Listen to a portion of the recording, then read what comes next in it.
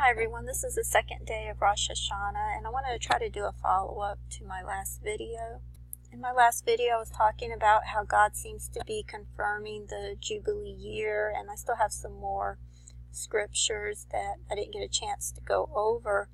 And another one is in Deuteronomy 34, which again 34 adds up to 7. Starting with verse 7, it says, "And Moses was 120 years old. When he died, his eye was not dim, nor his natural force abated. And the children of Israel wept for Moses in the plains of Moab 30 days, and so the days of weeping and mourning for Moses were ended. And Joshua the son of Nun was full of the spirit of wisdom, for Moses had laid his hands upon him.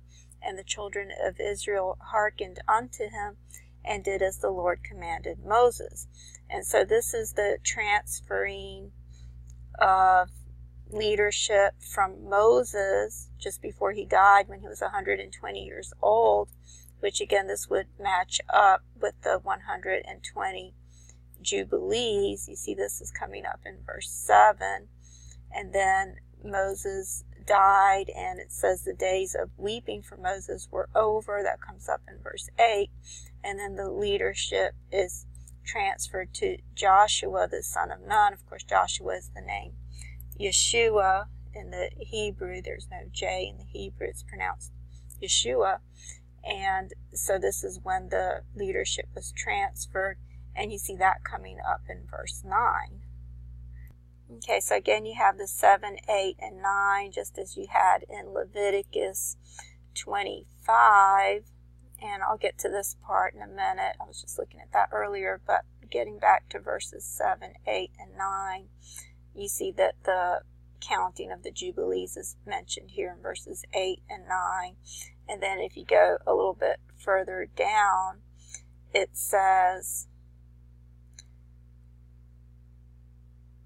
okay, starting over here in verse 20, it says, "And if we shall say, what shall we eat the 7th year?" The 7th year would have been the Shemitah. And it begins by saying, "Then I will command my blessing upon you in the 6th year." And so what I wanted to point out is that the 6th year would have been the Hebrew year 5775. That was the first year that was talked about as being a potential Jubilee year that was calculated by Mark Biltz based on a 30-day calendar from 1967. It landed exactly on Yom Kippur based on a 30-day month and 360-day year calendar. And so that was the first year that was expected or watched as potentially being the Jubilee year. And then when that year passed, then we had the Shemitah year, which is the year that Jonathan Kahn talked about, which would have been the 7th year, and that would have been the Hebrew year 5776. And so after that year passed, then we had the 8th year, which would have actually been the Jubilee year. This would have been after 49 years. And then the 8th year would have been the 50th year. And it says, "And ye shall sow the 8th year, and eat yet of the old fruit until the 9th year, until her fruits come in. You shall eat of the old store." And so now we're coming into the 9th year.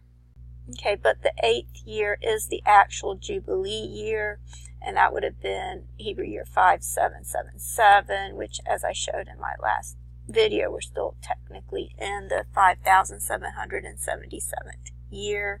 Still have a few days before the year is ended. And so after that, we go into the 9th year, which would be Hebrew year 5779.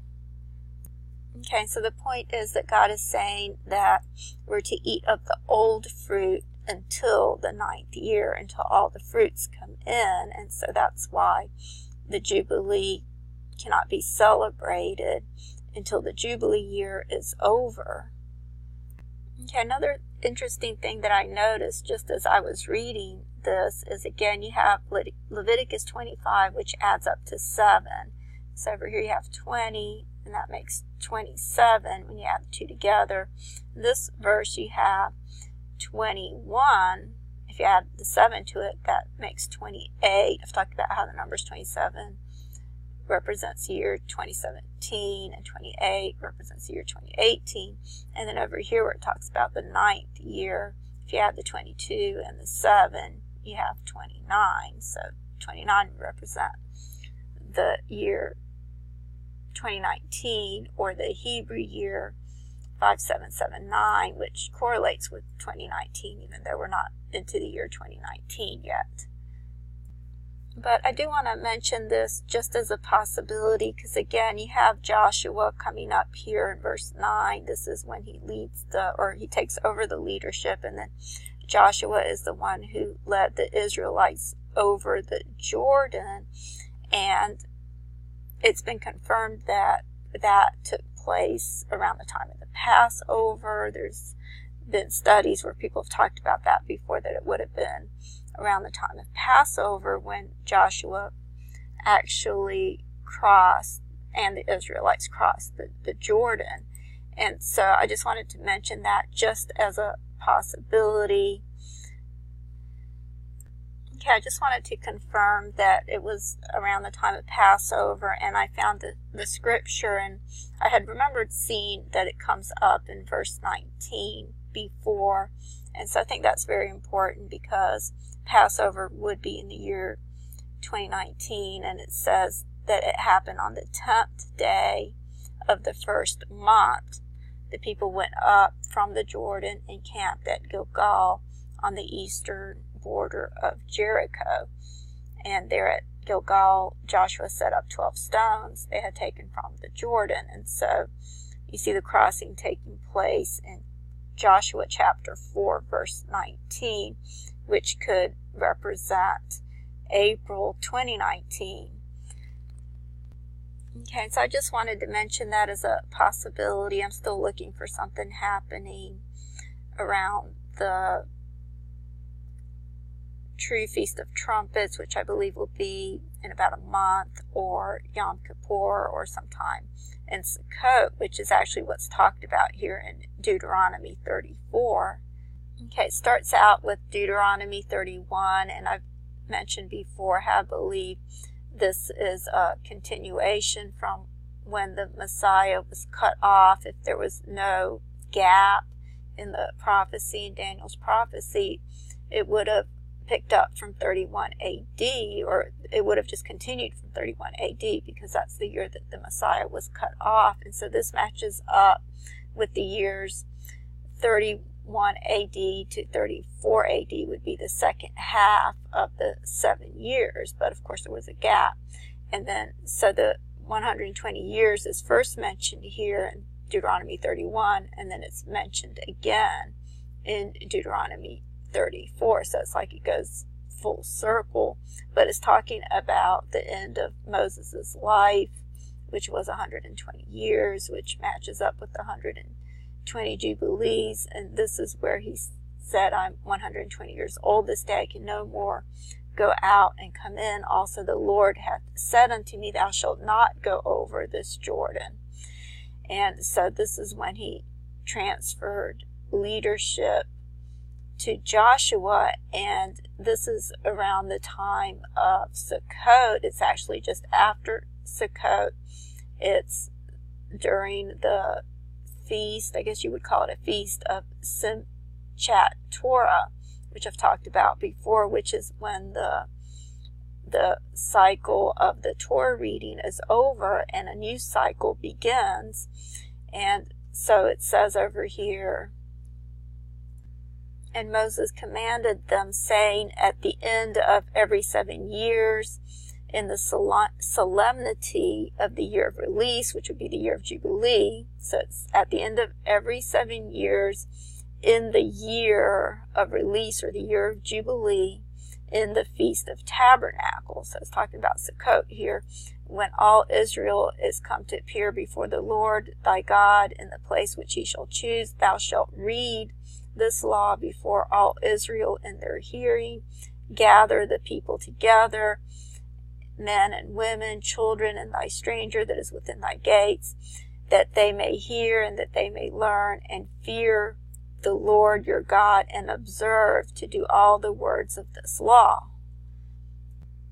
And that their children which have not known anything may hear and learn to fear the Lord your God, as long as ye live in the land whither you go over Jordan to possess it. And so it's talking about crossing over the Jordan here to possess it.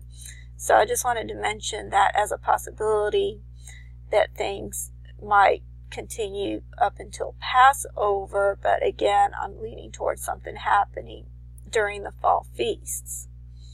Okay, and this is primarily because I feel something needs to happen within the Hebrew year 5777, or just at the end of it, or the Gregorian year 2017. And I wanted to talk a little bit more about how God seems to be confirming this year as being the Jubilee year, and negative 222 as being the year of creation. Okay, so in my last video I talked about how God seems to be confirming the year 68 as a 1968 as being the decree to build Jerusalem, that is from the year 1968. Okay, and if you look at the bottom of this timeline, you can see how I've shown how the Jubilee years are counted. For example, 1917 was a Jubilee year. Then you had 49 years starting from 1918. And then 1967 was the 50th year, so that was a Jubilee year. And then you have 49 years starting from 1968. And then the 50th year would be 2017.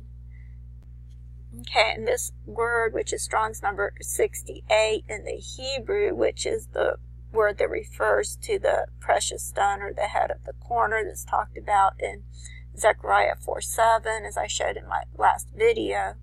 Okay, and I'll just read that from here. It says, "What are you, O great mountain? Before Zerubbabel you shall become a plain, and he will bring forth the top stone," or the headstone in the King James, "with shouts of grace, grace to it." And that comes up in Zechariah 4:7.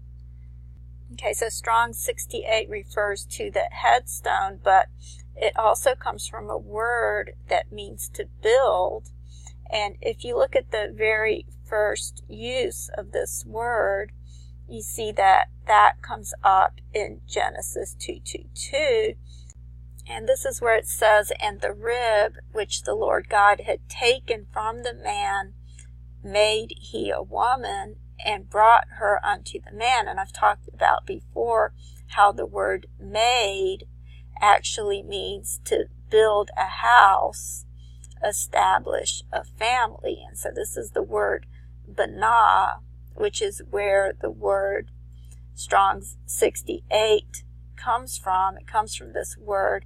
And so the original decree to build Jerusalem, if you look over here, it says to build, to erect as a house, a temple, city walls, or defense.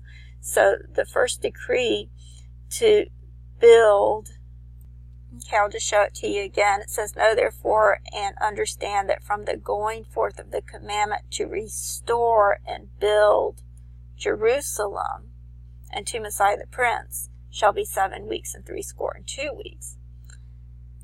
Okay, so the initial decree to build a house, a temple, a city, the walls, and defense was in Genesis 2:2. This was the very first use of the word build when God made Eve, which represents the church, which is the temple of God, which is the New Jerusalem. And this is recorded in Genesis 2:2. And so I believe that's another confirmation that the year of creation was negative 222.